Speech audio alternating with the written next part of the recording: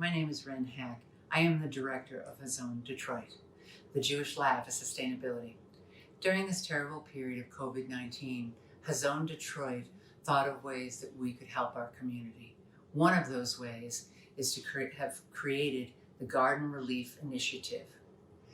It's a program where we deliver 2 5-gallon buckets of compost and 3 packs of vegetable seeds. The hope is for those who already garden that they enlarge their gardens. For those who have never gardened before, they start.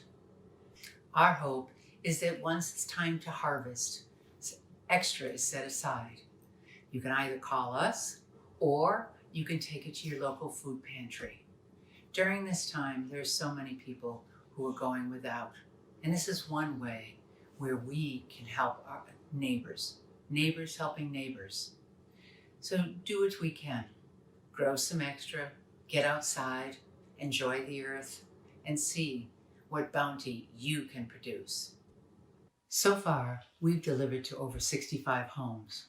We hope to make that to 100. Please, in your area, do what you can.